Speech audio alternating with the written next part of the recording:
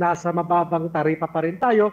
Kahit mag-impose ka ng 60-day import ban, hindi siya iindahin ng importers dahil pumasok na po yung mga bigas dito as of end July. Nasa 2.5 million metric tons na po yung pumasok. Kaya they can just wait until November para mag-import ulit. In fact, kahit di sila mag-import hanggang matapos ang taon, wala sila magiging problema sa stocks. As long as nasa 15% pa rin po yung taripa na nakapataw imbis na ibalik po sa 35% na yun po ang ating panawagan. Okay po. At nagbigay naman po ba or may positibo naman po ba nga nakuha kayong siguro reaction dito mula po sa House of Representatives po o sa Kongreso po sa panawagan or suhestyon na ito po, Sir Jason? Kasama po sa hearing ng dalawang kapulungan, ito nga pong panawagan ng industriya. At pangalawa, may mga resolution din po sila na kung baga, tanggalin na po sa presidente, sa executive department, yung paglalagda ng executive order dahil ang usapin po talaga ng taripa, Ms. Marian, ay nasa legislative branch po ng government. Yan po ay trabaho ng Kongreso, hindi po siya trabaho ng executive department. Ang nangyayari nga po, ginagamit nila yung ang Kongreso ay naka-recess, doon sila mag-i-issue ng executive order.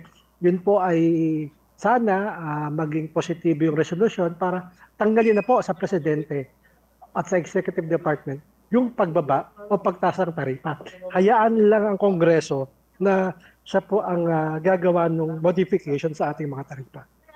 Okay po. At pag natuloy po ito, Sir Jason, ay tama po, makakalaban po ng patas, of course, yung mga rice farmers po natin sa pagbaha ng mga murang imported po na bigas, sir. Tama po, sa 35% tariff ang imported, nasa 30-35 pa rin. Ibig sabihin, mataas pa nga yung MSRP ngayon na 43. Ibig sabihin, makakalaban po talaga ang ating local farmers at mabibili yung palay kahit po sa 18 basa. Yun po ang ating sinasabi ng mga nakaraang ilang hearing sa Senado. Baka bili lang ang mga mabenta lang ng ating mga farmers yung sa 18 basa o 21 na dry. May laban na po tayo at kahit papano, may kinikita naman po ang ating mga farmers. Okay po. So, ito naman po, Sir Jason, kamakailan, meron pong ipinag-utos si Pangulong Ferdinand Bongbong Marcos Jr. dun sa pag-auction ng hindi bababa sa 100,000 metric tons na bigas. Ano po yung siguro maaring epekto po dito, sir, or resulta po?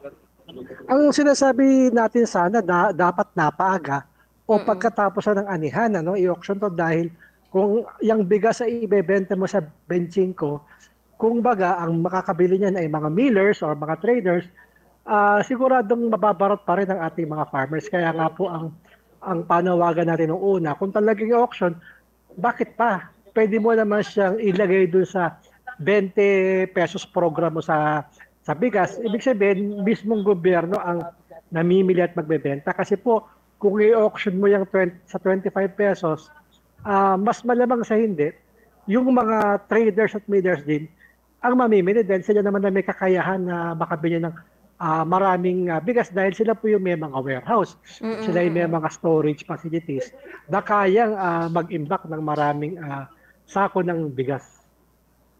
Okay po.